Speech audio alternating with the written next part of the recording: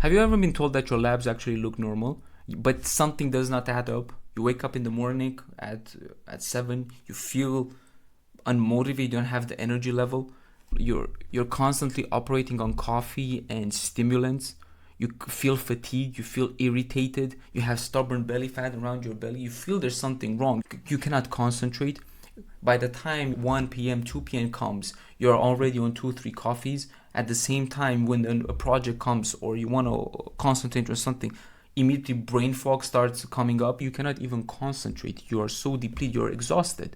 Even though you eat right, you go to the gym, your labs kind of look normal, but there is seriously, you see actually clear a degradation in your capacity, in your output, in essentially how you operate. And this is because you possibly have, or you're operating on a metabolic spectrum, which essentially is declined, where your energy is impaired, your sleep quality is impaired, your libido is impaired, your mood is totally off the charts. You have possibly lack of immunity due to metabolic resistance.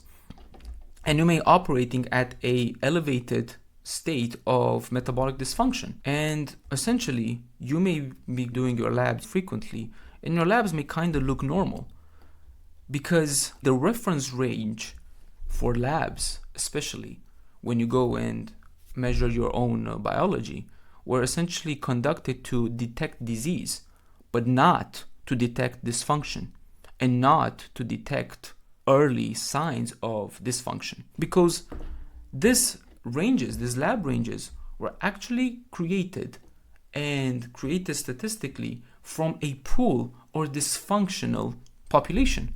Was not created from a pool of a functional population or optimized population of people who are high performers. And this is the bigger problem. But in reality, the next order of consequences here, and the way that everybody tries to solve this problem, is essentially by being a discipline problem. You know what?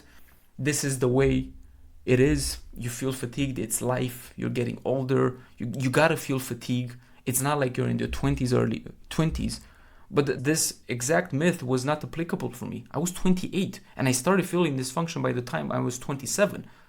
But in reality, I saw there was something physically different with my entire energy level, with my entire cognitive output, with my entire metabolism that was not physically present years ago. And this entire sequence, this entire problem, comes down to one structural problem. Nobody ever explained it to me.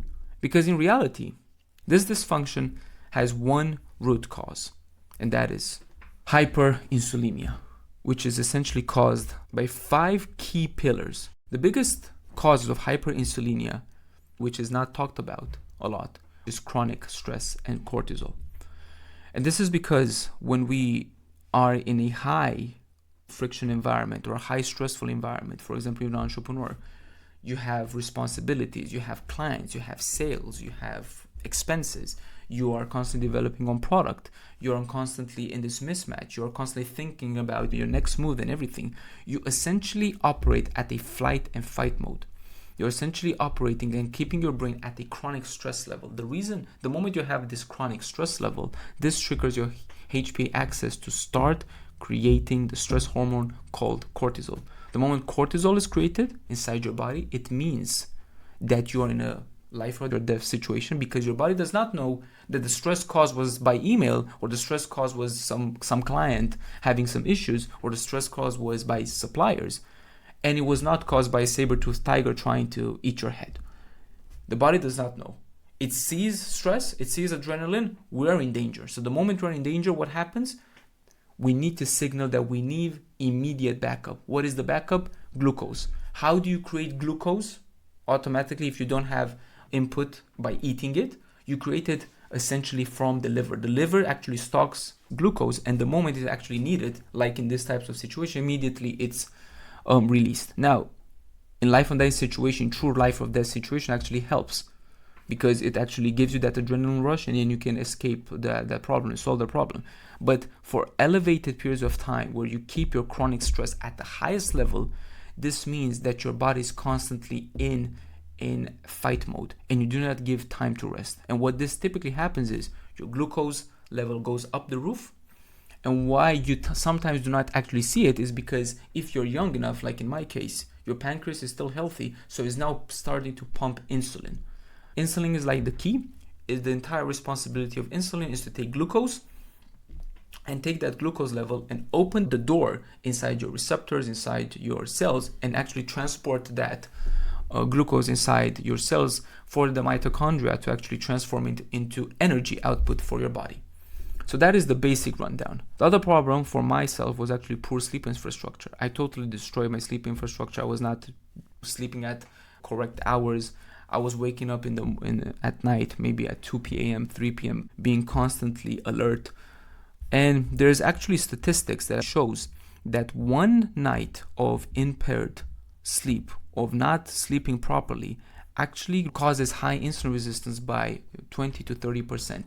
So the combination of stress combined with poor sleep infrastructure actually raises the dynamic and the chances to actually develop high insulin resistance by a significant percentage due to the fact that you're constantly stimulating your liver to actually produce glucose, and your pancreas needs to come in and solve the high glucose level. The other problem is not operating in zone 2 cardio.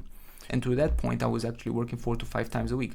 The problem was by having high stress and having a poor sleep infrastructure, I was essentially adding too much stress into my body to the point that I was again activating my adrenaline and I was activating my parasympathetic nervous system to actually stimulate the cortisol and actually create glucose in my body because I was actively overtraining. And this actually worsened my entire condition.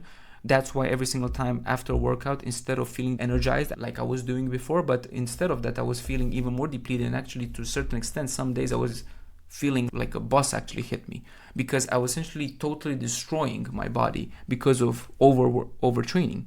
And then I realized the idea of training within the zone, in the zone 2, where you can have a normal conversation, actually helps your body regenerate and actually eliminate the excess glucose and fat inside your body by bypassing the insulin resistance key and taking that glucose immediately to the muscle via the GLUT4 receptors.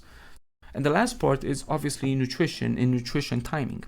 The biggest problem is due to the fact of having high exposure to glucose and being constantly in stimulation of high glucose.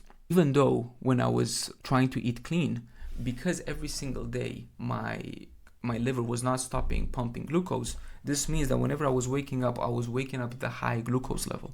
And the problem is, if I didn't time exactly my meals and my nutrition, the moment I was adding coffee, I was essentially again spiking up because coffee it's a stressor to the body and adds more cortisol to make you alert.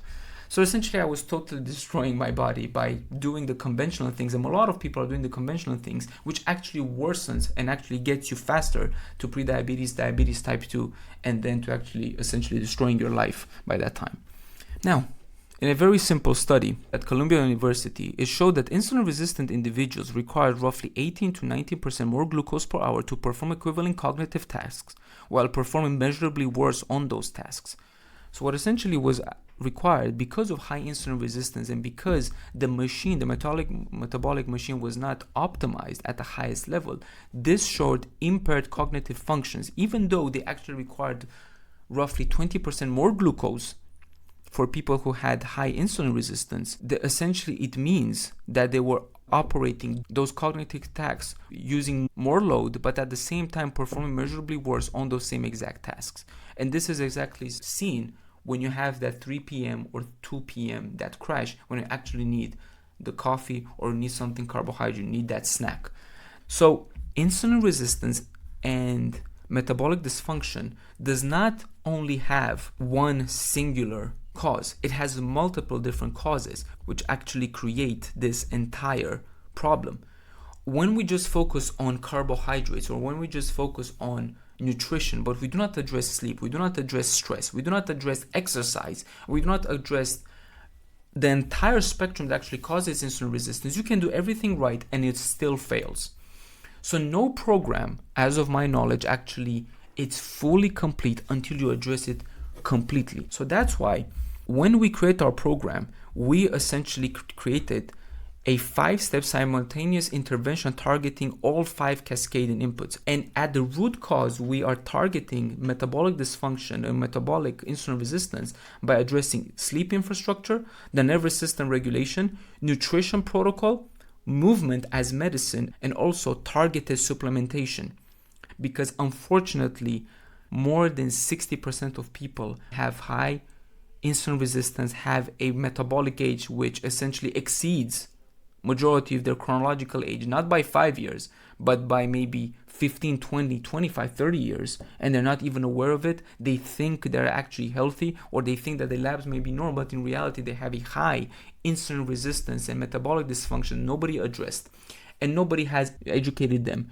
So if you're actually interested, finish the metabolic age assessment. You will get a report essentially with your metabolic age, the markers, and also we're gonna provide you the methodology that we calculate metabolic age, because obviously we're not taking these numbers from our head. We're actually comparing it to baseline healthy optimized individuals, and then we see the difference between of it.